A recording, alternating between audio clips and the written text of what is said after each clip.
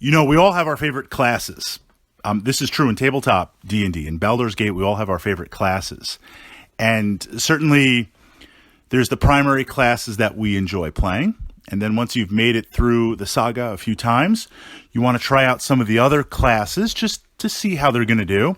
And maybe you want to play some of the classes that have not been implemented as well as they should be. And I say that versus classes that are just bad, or, this is a bad class to play. We're looking at the Wizard Slayer class. This is a fighter kit, and many would say that ultimately the trade-offs are not worth the bonuses for what you gain.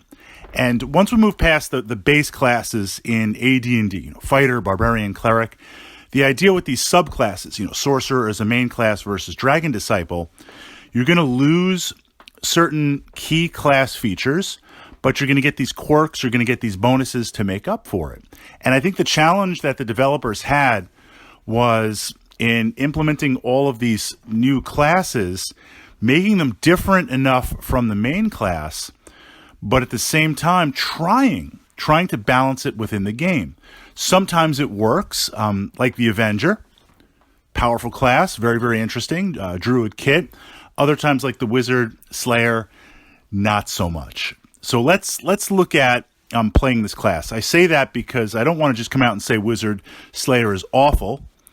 We just have to be aware to try it out. And while I wouldn't recommend it as your primary run-through or a secondary run-through, but after you've played the game for a little bit, or you want to try a different build, I think there are some unique opportunities.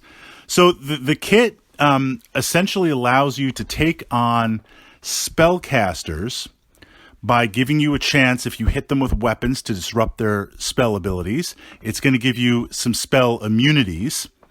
This is pretty good. So right away, you're looking and saying, okay, that's pretty potent, especially if it's built on the back of a fighter class. So you're going to have the good THAC0, you're going to have the good armor class, you're going to have the weapons mastery for whatever weapon kit that you're going to do, whether it's single, sword and board, two-handed weapon, whether you're going to do dual wield.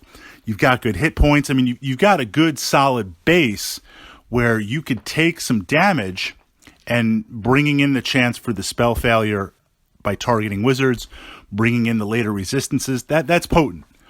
What you give up, and I think the Wizard Slayer takes a greater hit than other classes. What you give up is the ability to utilize most magic items.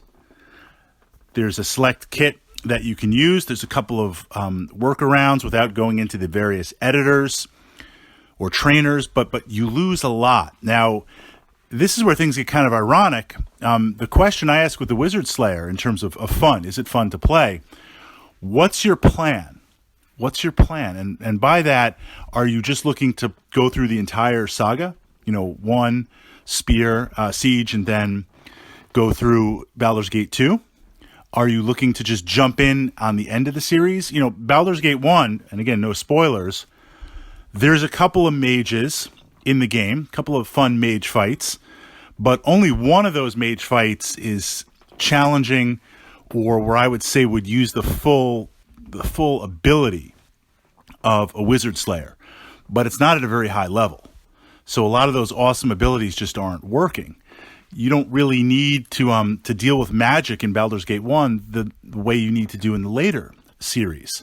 So like the monk, the Wizard Slayer's a little bit underwhelming for Baldur's Gate 1. Likewise, you're missing out on some magic items, but there's not a ton of high-level magic gear. There's a couple of magic items in Baldur's Gate 1 that are fun, that I would say auto-include, but nothing compared to later on in the series. So BG1 is a Wizard Slayer, plays very much like a fighter. You're going to miss out on some gear, but it's not like that gear is revolutionary. And you'll have a little bit of fun with the wizard fights, but hardly groundbreaking. Now as you move into Siege and later on in the series, the wizards become extremely potent, extremely powerful, very beardy, very optimized, blast off all these spells, blast off all these contingencies. You need to be able to master and understand magic, whether that's through a party member that has magical access, or whatever your main tune is, being able to deal with it and approach it that way. In theory, the Wizard Slayer shines because now you have the ability to disrupt.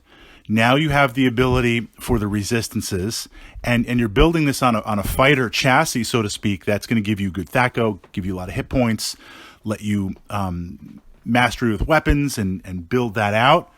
But the loss, in my mind, now the loss of magic items is too great. It's too much. It penalizes you too much.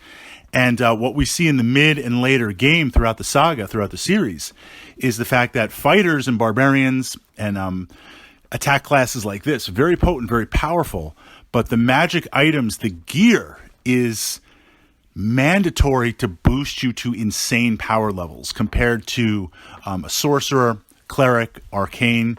The magic items that you gain for them, yes, they're potent, they're powerful, they're a lot of fun to play and click on, but the bulk of your power comes from your divine or your arcane spells, or like the monk, innate abilities. A fighter class, which the Wizard Slayer is, you want to jack it up. Again, no spoilers with certain weapons. You want to jack it up with armor. You want to jack it up with clickies to really gain the ability to disrupt wizards and spell resistance.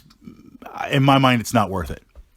It's not worth it because there's other ways you can deal with that problem. And again, that's not to say you can't have fun playing it. I mean, you can make a great backstory and have a lot of fun, but I think it just becomes too crippled and too frustrating as you move on, and you miss out on a lot. So my recommendation would be skip this class, for your first couple of playthroughs.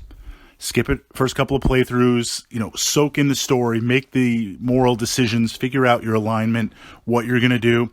But then after you've been there and done that, and there is tremendous replayability and different ways tactically to handle certain encounters, once you've done that, then you could go in as the Wizard Slayer, because the things that you're missing, it's not like you're missing out on the sweetness of your first couple of run-throughs. Not a bad class.